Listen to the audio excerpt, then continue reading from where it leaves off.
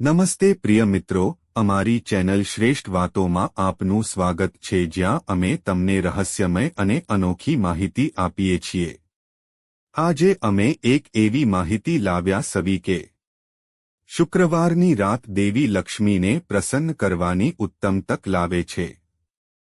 જો તમે ઈચ્છો છો કે પૈસા ટકી રહે, તમારા ઘરમાં સમૃદ્ધિ રહે, તમારા સંબંધોમાં મધુરતા રહે અને નાણાકીય મુશ્કેલીઓ વિનાનું જીવન જીવાય, તો આજે અમે તમને 10 સરળ કાર્યો વિશે જણાવીશું જે શુક્રવારે રાત્રે 12 વાગ્યે કરવામાં આવે તો તમારું ભાગ્ય બદલી શકે છે. આ મોટા કાર્યો નથી, તે નાના છે, પરંતુ જો તમે પૂરા હૃદયથી કરો છો, તો તે ચોક્કસ અજાયબીઓ કરશે.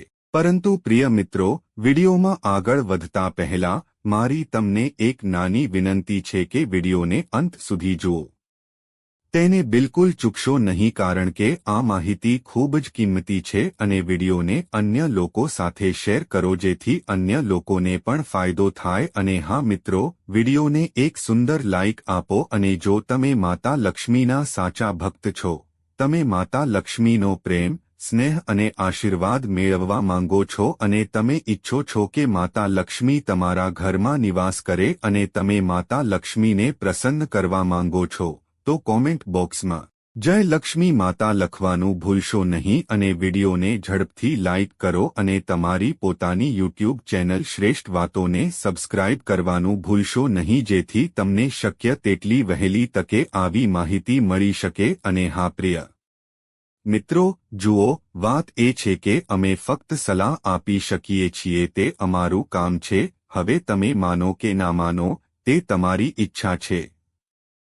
પણ મિત્રો, હું એક વાત ચોક્કસ કહીશ કે જો તમે માનો છો, તો તમારી નૈયા પાર થઈ જશે. આ વિડીયોને અંત સુધી જોયા પછી તમારે કોઈ પણ પ્રકારની સમસ્યાનો સામનો કરવો પડશે નહીં. બાકી તમારી ઈચ્છા છે. તમે પોતે ખૂબ સમજદાર છો.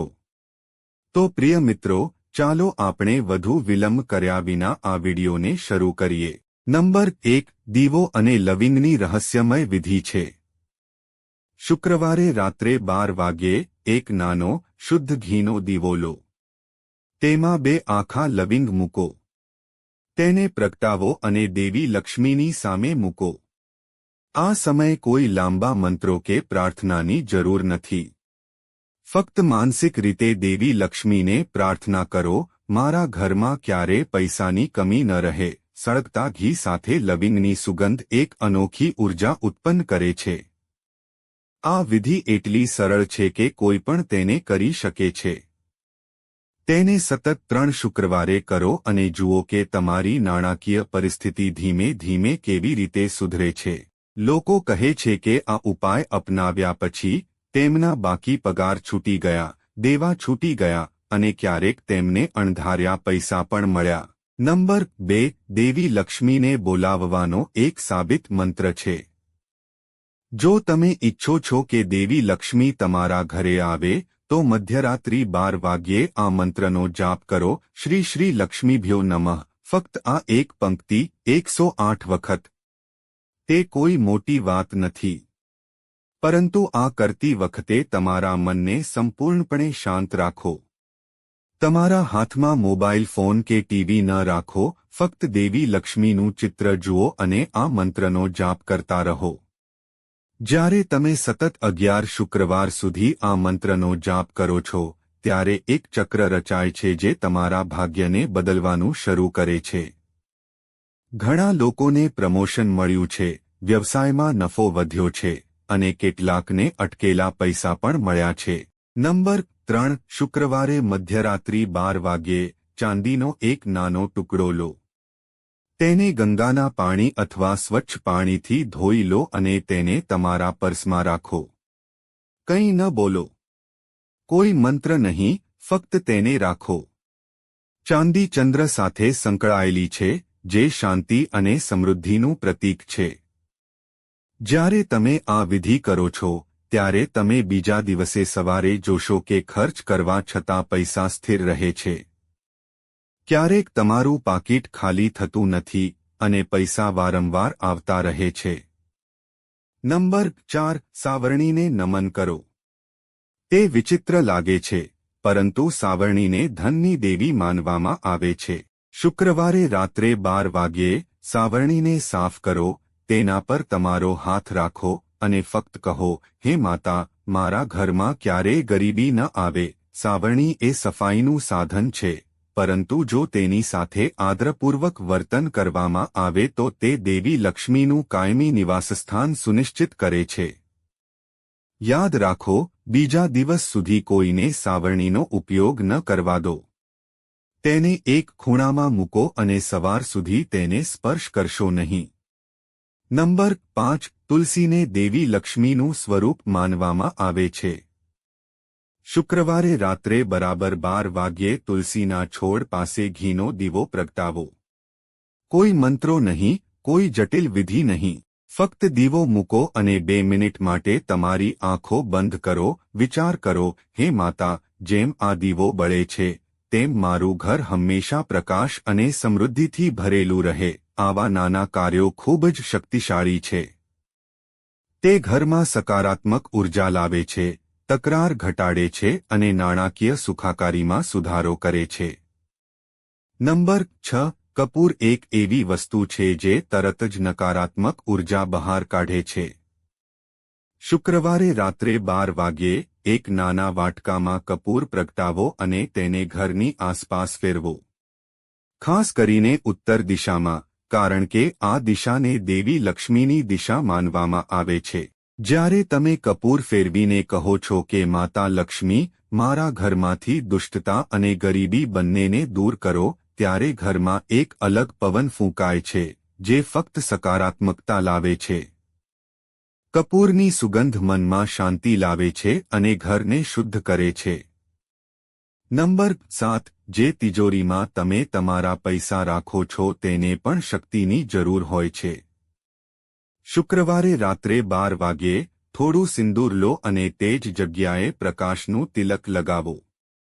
મનમાં, હે માતા, મારું ધન સુરક્ષિત રહે અને તે વધતું રહે. આ કરવાથી ખાતરી થશે કે તમારી તિજોરી હંમેશા ખાલી રહેશે. ઘણા ઘરોમાં એવું જોવા મળ્યું છે કે જ્યાં સિંદૂરનું તિલક લગાવવામાં આવ્યું હોય ત્યાં પૈસા ક્યારેય જતા નથી.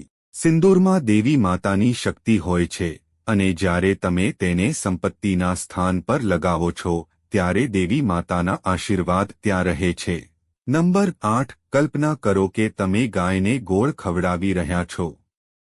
જો તમે મધ્યરાત્રિએ ઘરની બહાર ન નીકળી શકો તો કોઈ વાંધો નથી. તમારી આંખો બંધ કરો અને કલ્પના કરો કે તમે એક મીઠી ગાયને ગોળ ખવડાવી રહ્યા છો. ગાયને દેવી લક્ષ્મીનું વાહન માનવામાં આવે છે. જ્યારે તમે આ લાગણી સાથે જોડાઓ છો ત્યારે તેનો ખરેખર જે પ્રભાવ પડે છે તે જ અસર થાય છે. અને જો શક્ય હોય તો બીજા દિવસે સવારે એક વાસ્તવિક ગાયને થોડો ગોળ ખવડાવો.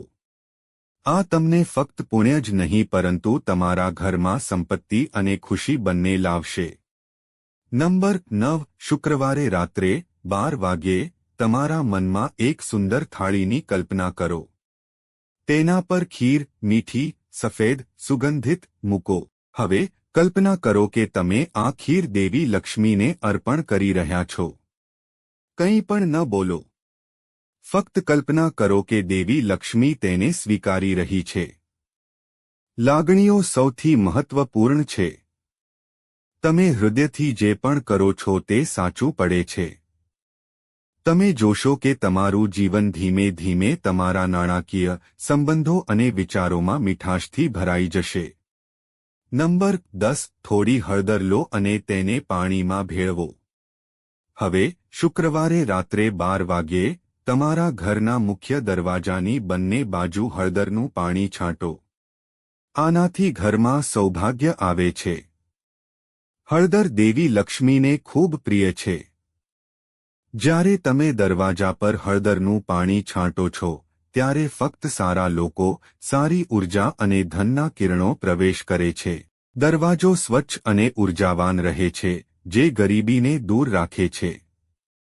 હવે વિચારો કે તમને આમાંથી કેટલા કાર્યો કરવામાં મુશ્કેલી પડશે. જવાબ છે કોઈ નહીં. તે બધા એટલા સરળ છે કે કોઈ પણ તેમને કરી શકે છે, પછી ભલે તે વિદ્યાર્થી હોય, વેપારી હોય કે ગૃહિણી. કોઈ મોટી વસ્તુઓની જરૂર નથી. કોઈ મોટા ખર્ચની જરૂર નથી. ફક્ત સાચા હૃદય, શુક્રવારની રાત અને થોડી ભક્તિ. જો તમે આ 10માંથી 5 પણ કરો છો, તો તમારું નસીબ ધીમે ધીમે બદલાશે.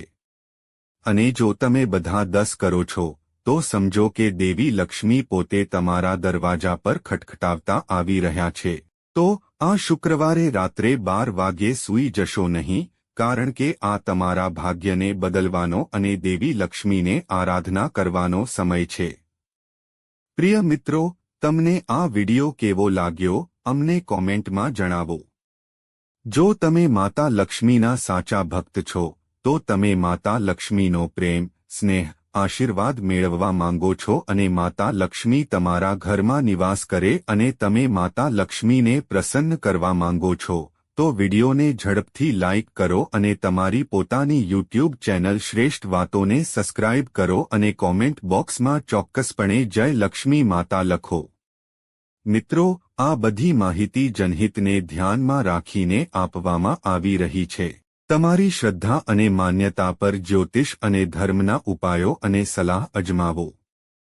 વિડિયોનો હેતુ ફક્ત તમને વધુ સારી સલાહ આપવાનો છે. અમે આ સંદર્ભમાં કોઈ પણ પ્રકારનો દાવો કરતા નથી. મિત્રો, જો તમને વિડિયો ગમ્યો હોય, તો ચોક્કસ લાઇક અને સબસ્ક્રાઇબ કરો. આભાર. જય શ્રી કૃષ્ણ.